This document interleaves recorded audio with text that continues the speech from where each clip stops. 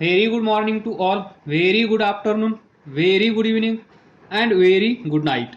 In this lecture, we will discuss capacitance of a parallel plate capacitor without a dielectric.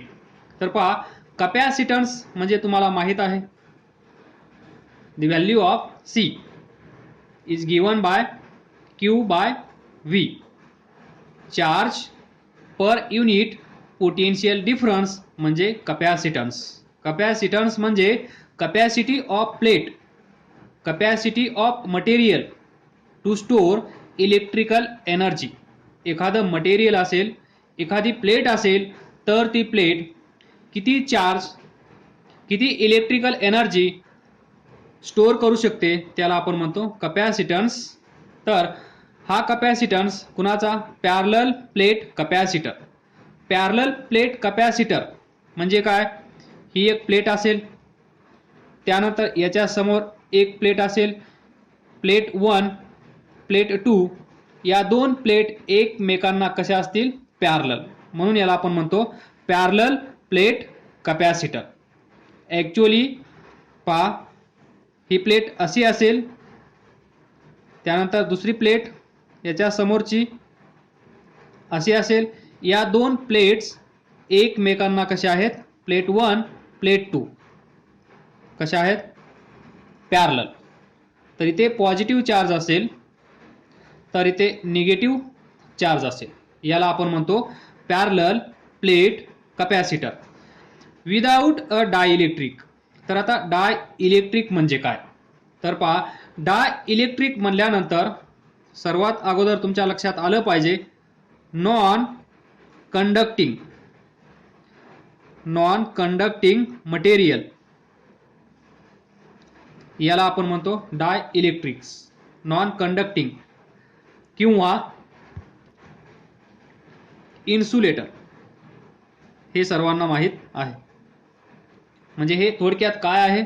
Non conducting material. Non conducting material, या मटेरियलला किंवा एखाद्या मटेरियलला आपण non conducting किंवा insulator केव्हा म्हणतो? त्यांच्यामध्ये फ्री इलेक्ट्रॉन्स अवेलेबल नसतात. कारण आपल्याला माहीत आहे करंट फ्लो इलेक्ट्रॉन फ्लोच्या अपोजिट डायरेक्शनमध्ये होत असतो. जर इलेक्ट्रॉन फ्लो नाही झाला तर तिथे करंट फ्लो होणार नाही. म्हणून आपण नॉन कंडक्टिंग मटेरियल तुम्हाला माहीत आहे, इन्सुलेटर तुम्हाला माहीत आहे, फ्री इलेक्ट्रॉन्स म्हणजे काय हे माहीत आहे. हे मटेरियल असेल, या मटेरियलमध्ये असे भरपूर सारे हजारो इलेक्ट्रॉन्स असतील, तर ते इलेक्ट्रॉन्स या मटेरियलमध्ये फ्रीली अवेलेबल नसतील. म्हणजे ते टाईटली बाउंडेड असतील विथ इट्स न्यूक्लियस. तुम्हाला माहीत आहे, हा सेंटर असेल तर इथे इलेक्ट्रॉन्स असतात. हे टाईटली बाउंड विथ न्यूक्लियस म्हणजेच इन्सुलेटर. जर हे इलेक्ट्रॉन्स फ्री असतील तर त्याला आपण म्हणतो कंडक्टर.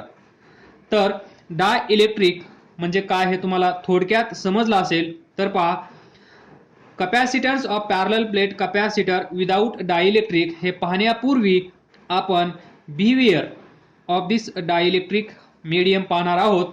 तर behavior of this dielectric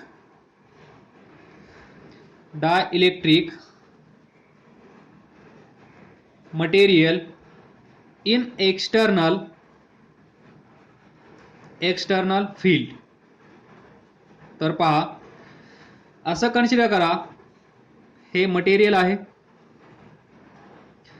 plus minus plus minus plus minus plus minus plus minus plus minus plus minus plus minus.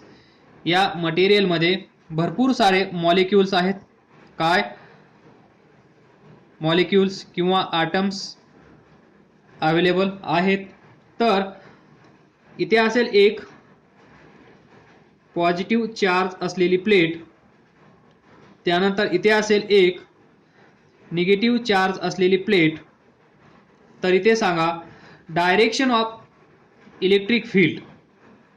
Direction of electric field कशी असेल, कोणत्या डायरेक्शनमध्ये असेल, फ्रॉम पॉझिटिव्ह टू निगेटिव्ह, म्हणजेच या डायरेक्शनमध्ये इलेक्ट्रिक फील्ड इथे available असेल, E बार.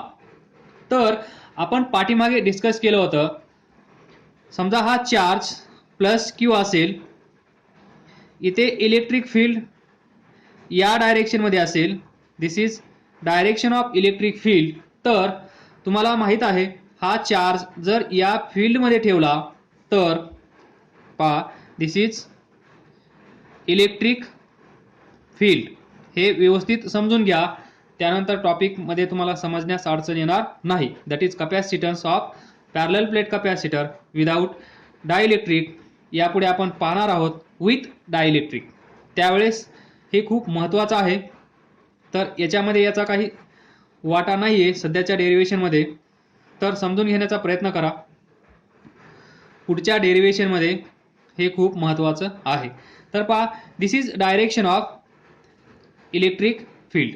समजा तुम्ही ते एक चार्ज ठेवला प्लस क्यू, तर तुम्हाला माहीत आहे या इलेक्ट्रिक फील्डमुळे या चार्जवर फोर्स एक्झर्ट होतो, फोर्स एफ एक्झर्ट होतो, हे तुम्हाला माहीत आहे. या फोर्सचं मॅग्निट्यूड किती असतं, charge into electric field, हे पण तुम्हाला माहीत आहे. तर इथे पहा एफ बार ई बार. तर ज्यावेळेस हा चार्ज पॉझिटिव्ह असतो, त्यावेळेस या चार्जवर जो फोर्स एक्झर्ट होत असतो, तो फोर्स म्हणजे त्या फोर्सची डायरेक्शन कशी असते, if charge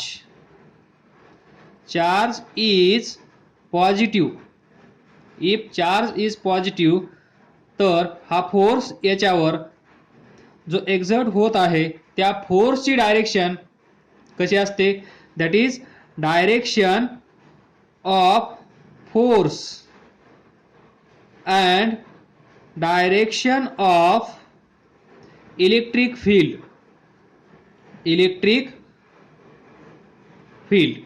force F, electric field E, या दोघांची डायरेक्शन कशी असते, direction of force and direction of electric field is same.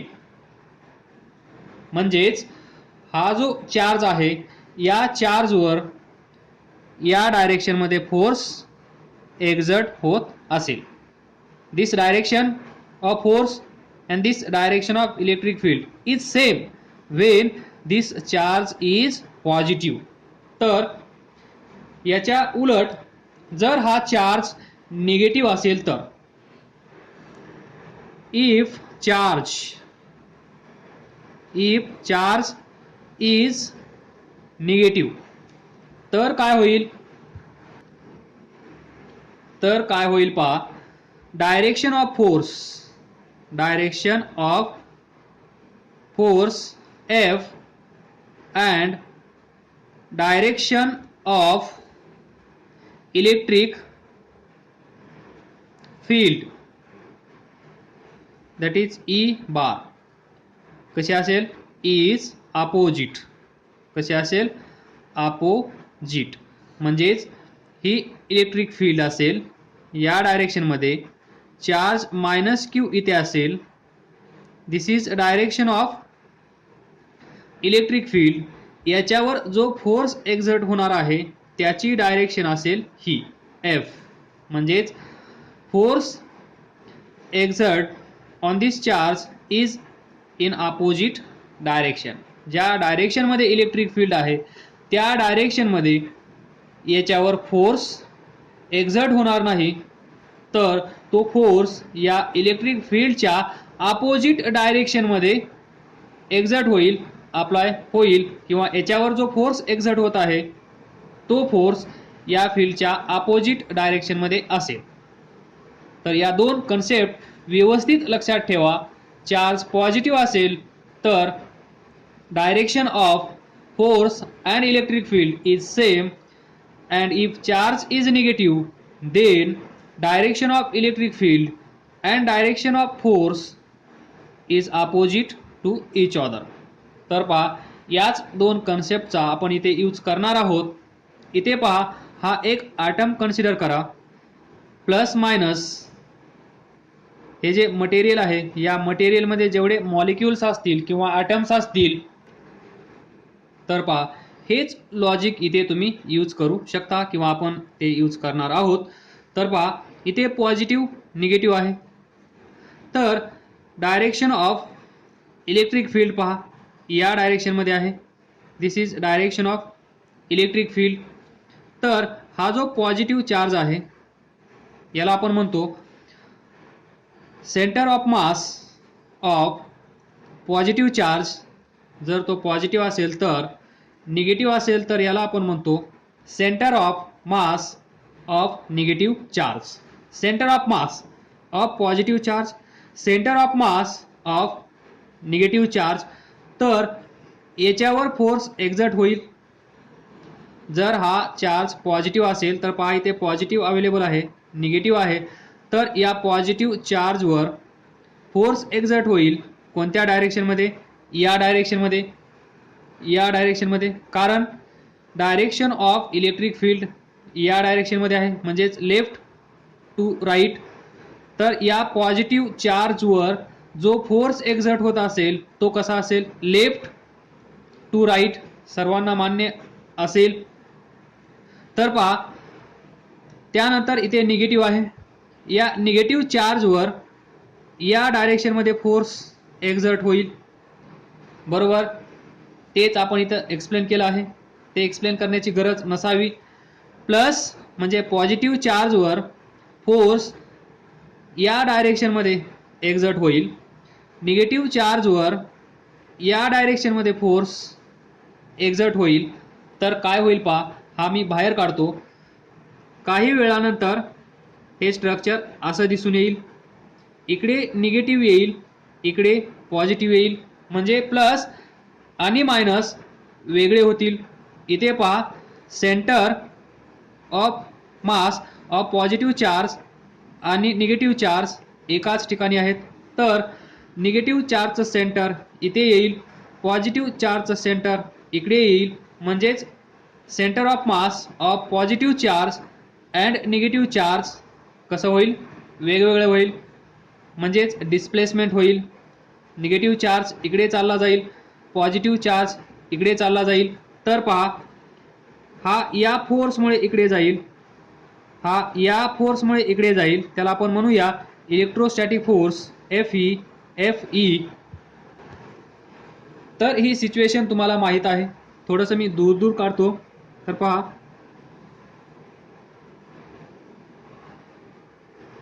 इथे असेल पॉझिटिव्ह, इथे असेल निगेटिव्ह.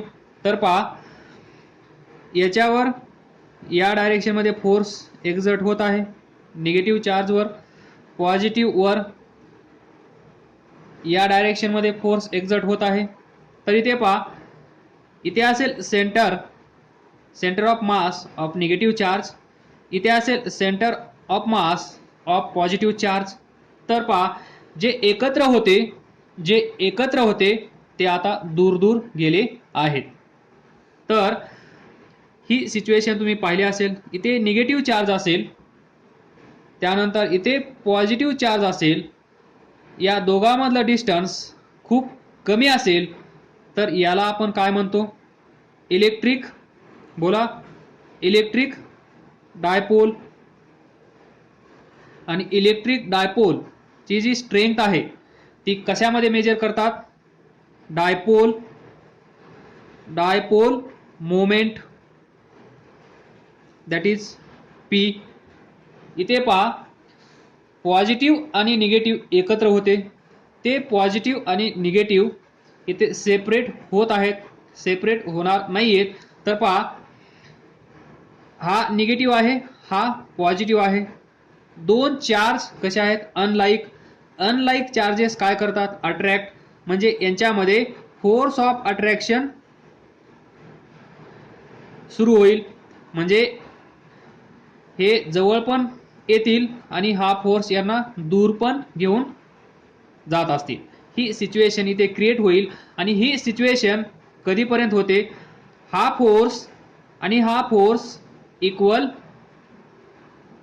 होईपर्यंत, म्हणजेच इक्विलिब्रियम कंडिशन सॅटिस्फाय होईपर्यंत, इक्विलिब्रियम कंडिशनमध्ये येईपर्यंत हा फोर्स या निगेटिव्हला इकडे खेचणार आणि त्यानंतर हा निगेटिव्ह असल्यामुळे हा पॉझिटिव्ह चार्ज याला इकडे खेचणार, म्हणजे यांच्यामध्ये फोर्स ऑफ अट्रॅक्शन पण होईल आणि हे रिपल्शन पण होईल. हे फोर्स कोणामुळे आहेत? Due to electric field E bar, due to electric field E bar. या इलेक्ट्रिक फील्डमुळे इथे पहा, behaviour of dielectric material in external field, in external electric field.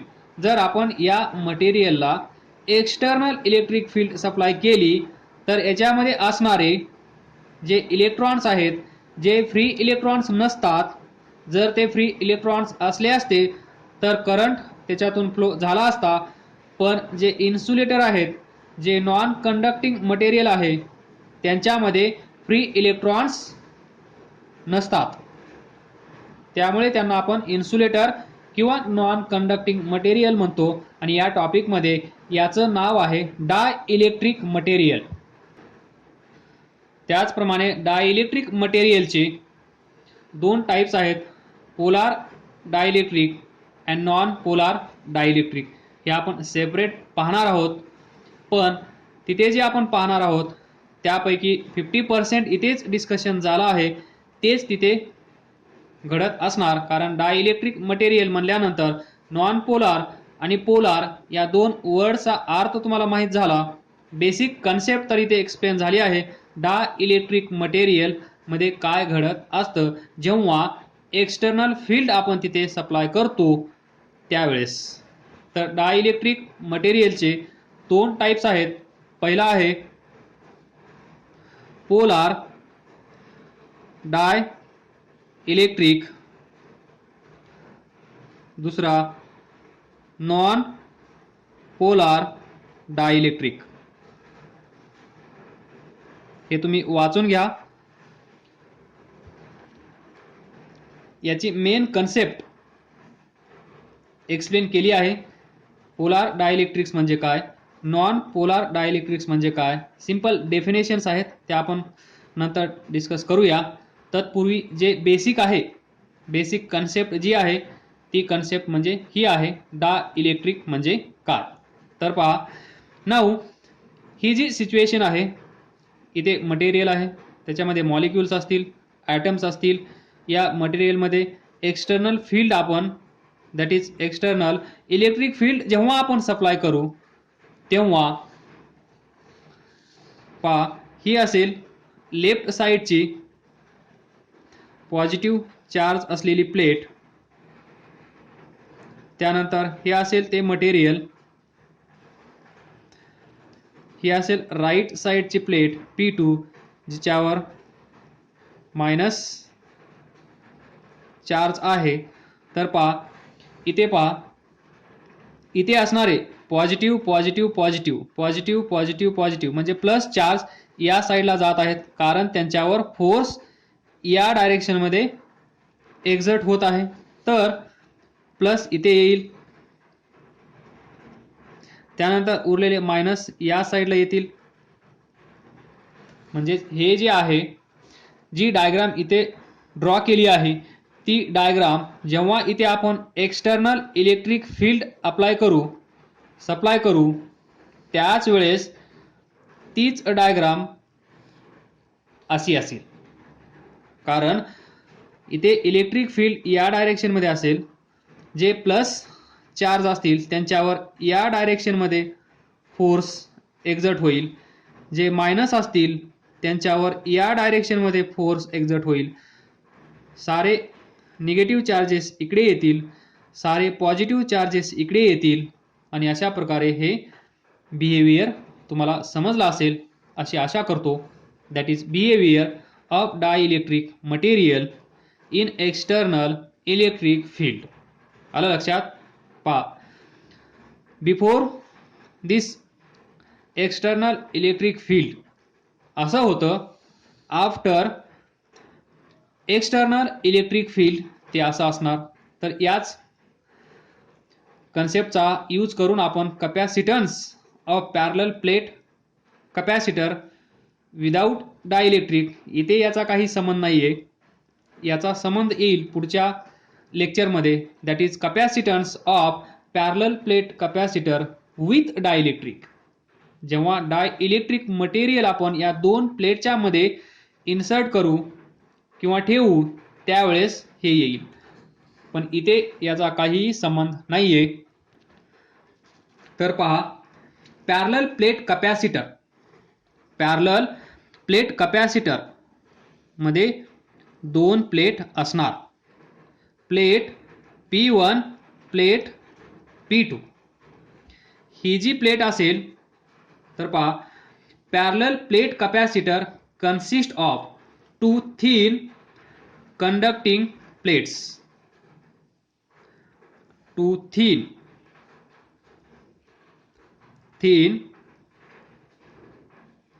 conducting plates P1 and P2. तर पॅरलल प्लेट कपॅसिटर, कारण P1 and P2 are parallel to each other. हे पण लक्षात ठेवा.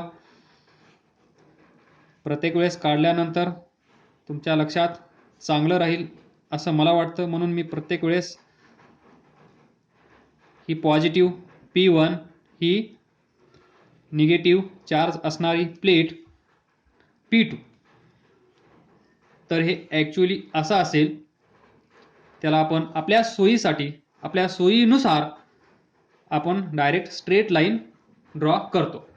तर कन्सिडर करा, या प्लेटचा एरिया A1, या प्लेटचा एरिया A2, आणि लक्षात ठेवा A1 is equal to A2 is equal to A. त्यानंतर प्लेट P1 याच्यावर चार्ज असेल प्लस Q. समजा हे नंतर एक्सप्लेन करूया. Plus sigma. सिग्मा म्हणजे काय? Surface charge density, that is equal to charge per unit area. हे माहीत आहे सर्वांना. त्यानंतर या दोन प्लेट मधलं डिस्टन्स आपण कन्सिडर करूया D. या दोन प्लेट मधलं distance D. Distance between these two plates, that is P1 and P2. Now हे जे मधला एरिया आहे इथे असेल तर पहा, तर या दोन प्लेटच्या मध्ये कोणतं मटेरियल असेल? That is insulating medium. these two plates are separated by an insulating medium like paper, air, मायका किंवा ग्लास एक्सेट्रा. या दोन प्लेट सेपरेट करण्याचं काम कोण करत असेल? पेपर किंवा एअर किंवा मायका किंवा ग्लास, इन्सुलेटिंग मीडियम. देन लक्षात ठेवा, ही प्लेट कुठे जोडायची आहे? अर्थ. पाठीमागचं लेक्चर पहा, समजून जाईल. ही प्लेट अर्थला कनेक्ट करायची आहे. तर नाउ सी हियर, ही जी प्लेट आहे P1, या प्लेटला आपण चार्ज देऊया plus Q. Plus Q charge is given to this plate. ज्या क्षणी आपण या प्लेटला पॉझिटिव्ह चार्ज देऊ त्याच वेळेस काय घडतं? पाठीमागचं लेक्चर पहा.